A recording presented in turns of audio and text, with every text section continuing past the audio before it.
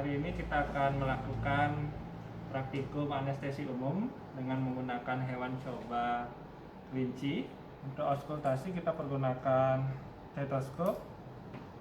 Kemudian untuk menilai diameter pupil kita menggunakan pengaris biasa. Untuk membantu visualisasi diameter pupil dan juga menginduksi refleks cahaya atau refleks pupil kita gunakan senter. Lalu untuk menilai refleks kornea kita gunakan tisu atau bisa diganti dengan kapas yang diruncingkan, jadi seperti ini. Untuk akan kita goreskan pada kornea hewan coba. Kemudian untuk nanti melakukan anestesi per inhalasi kita gunakan sungkup ya, kita gunakan plastik yang dimodifikasi jadi seperti ini yang ada kasa di atasnya.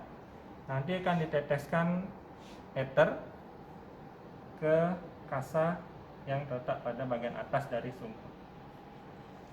Kemudian ethernya sendiri terkemas seperti ini, jadi terbungkus dalam aluminium foil karena ether ini merupakan cairan yang sifatnya sangat volatil, jadi sangat mudah menguap dan dapat bersifat iritan. Jadi harus hati-hati menggunakan ether ini.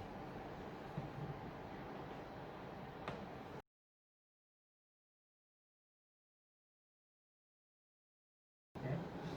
Pertama kita bisa lihat mata. Nah, untuk menghitung lebar pupil kita gunakan cahaya tidak langsung. Bisa dilakukan seperti ini, jadi senternya kita nyalakan, ditaruh tepat di atas linea mediana dari kranium kelincinya sendiri. Kemudian kita ukur ya, jadi seperti ini.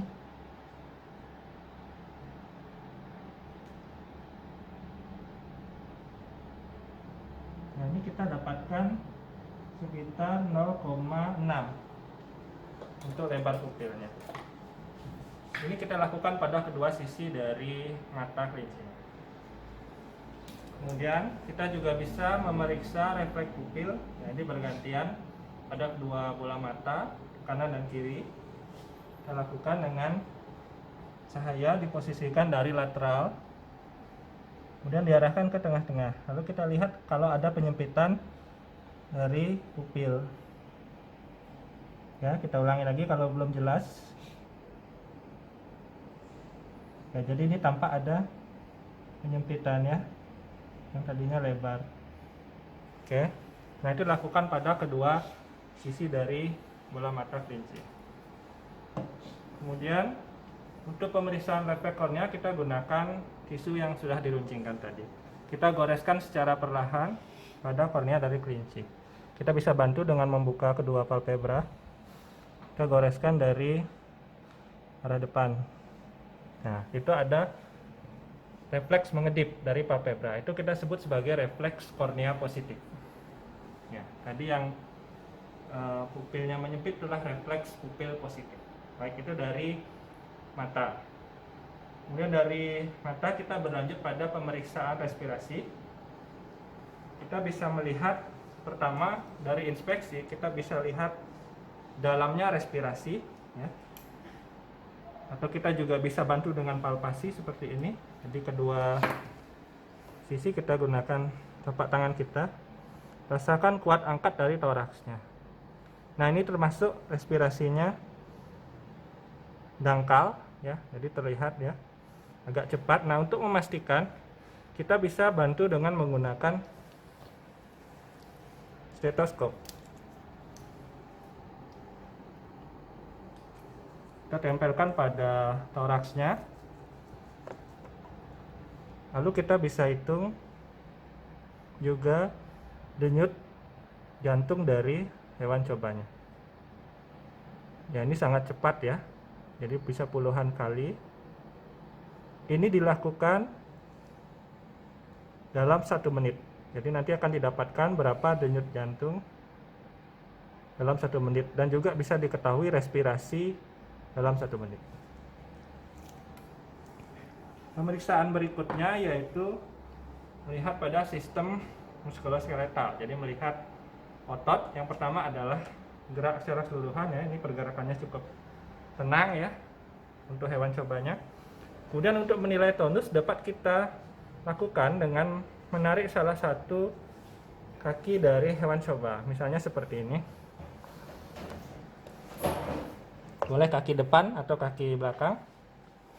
Misalnya dari kaki depan ya, kita bisa rasakan.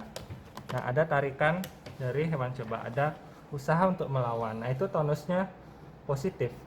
Nanti kita akan bandingkan setelah anestesi apakah tonusnya masih positif atau sudah negatif. Jadi tidak ada perlawanan. Nah, ini ada tarikan. Inilah tonusnya positif dan pergerakannya juga aktif. Kemudian untuk evaluasi nyeri atau analgesia, kita gunakan pinset yang ada taringnya seperti ini ya, atau pinset kirurgis, pinset bedah.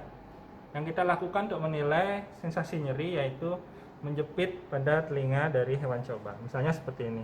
Jadi kalau telinganya bergerak saat kita jepit, maka respon nyerinya positif.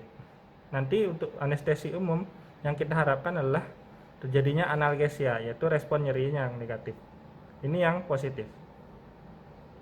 Nah, jadi ada gerakan untuk menarik telinga menjauhi dari rangsang nyeri, yaitu pinset kirurgis.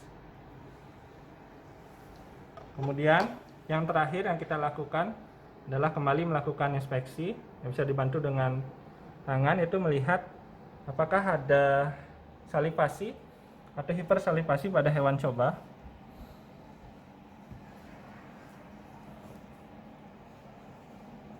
Jadi salivasinya normal ya, tidak ada muntahan juga, itu bisa kita lihat juga dari inspeksi. Baik, itu saja untuk pemeriksaan awal. Untuk pemeriksaan lanjutan setelah dilakukan anestesi, dilakukan juga langkah yang sama.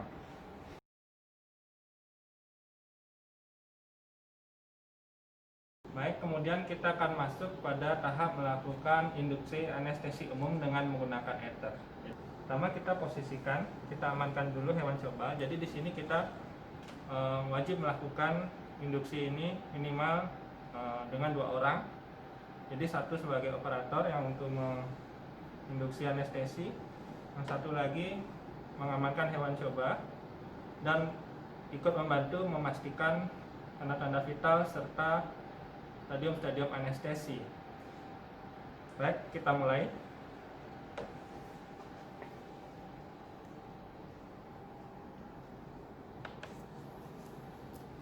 Kita posisikan sungkup dengan bagian kasa menghadap ke atas. Jika sudah siap, maka kita teteskan.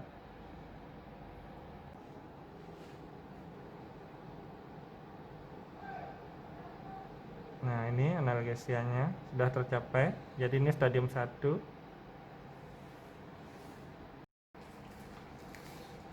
Jadi ini tampak hampir mencapai stadium ketiga, yaitu stadium anestesi optimal.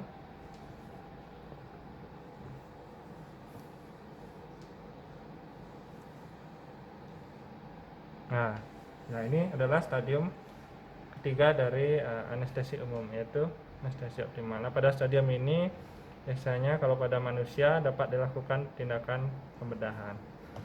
Nah, pada tahap ini kita lakukan pemeriksaan yang sama seperti langkah-langkah yang kita kerjakan pada pemeriksaan awal.